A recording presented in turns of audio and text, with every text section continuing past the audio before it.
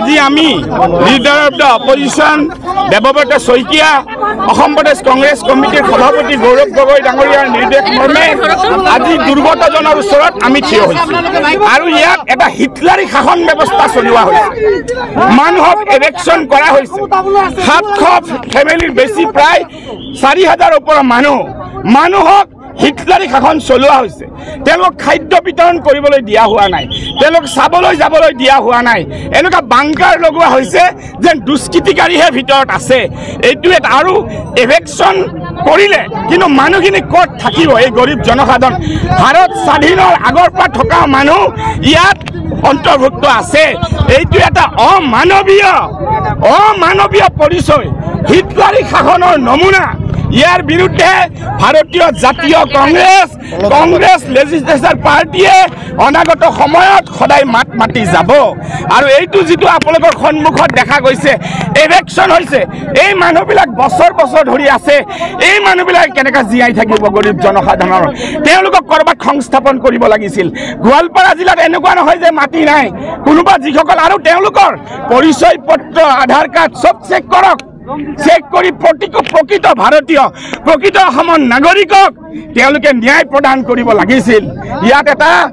সাংঘাতিক হিটলাৰী শাসনৰ এটা নমুনা দেখা গৈছে আৰু ইয়াৰ বিৰুদ্ধে আমি মাত মাতি যাম মুখ্যমন্ত্ৰী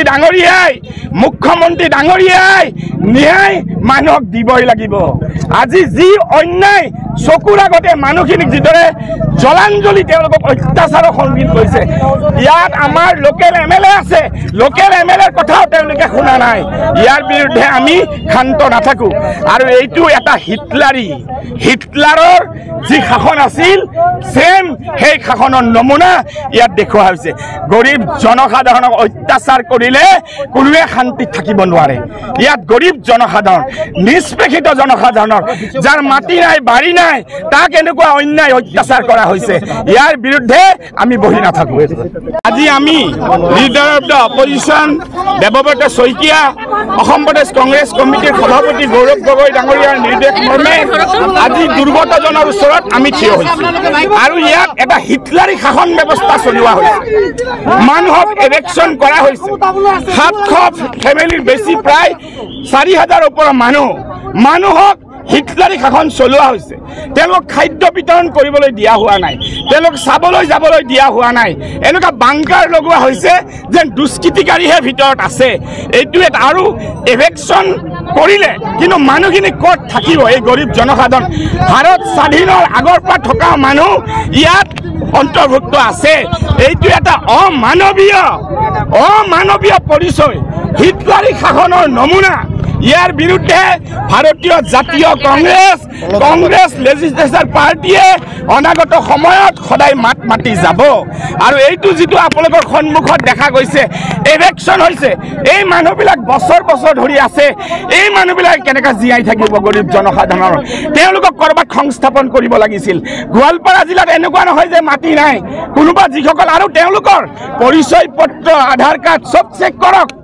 চেক কৰি প্ৰকৃত ভাৰতীয় প্ৰকৃত অসমৰ নাগৰিকক তেওঁলোকে ন্যায় প্ৰদান কৰিব লাগিছিল ইয়াত এটা সাংঘাতিক হিটলাৰী শাসনৰ এটা নমুনা দেখা গৈছে আৰু ইয়াৰ বিৰুদ্ধে আমি মাত মাতি যাম মুখ্যমন্ত্ৰী ডাঙৰীয়াই ন্যায় মানুহক দিবই লাগিব আজি যি অন্যায় চকুৰ আগতে মানুহখিনিক যিদৰে জলাঞ্জলি তেওঁলোকক অত্যাচাৰৰ সন্মুখীন কৰিছে ইয়াত আমাৰ লোকেল এমএলএ আছে লোকেল এমএলএৰ কথাও তেওঁলোকে শুনা নাই ইয়াৰ বিৰুদ্ধে আমি শান্ত নাথাকো আৰু এইটো এটা হিটলাৰৰ যি শাসন আছিল সেম সেই শাসনৰ নমুনা ইয়াত দেখুওৱা হৈছে গৰীব জনসাধাৰণক অত্যাচাৰ কৰিলে কোনোৱে শান্তিত থাকিব নোৱাৰে ইয়াত গৰীব জনসাধাৰণ নিষ্পেষিত জনসাধাৰণৰ যাৰ মাটি নাই বাৰী নাই তাক এনেকুৱা অন্যায় অত্যাচাৰ কৰা হৈছে ইয়াৰ বিৰুদ্ধে আমি বহি নাথাকো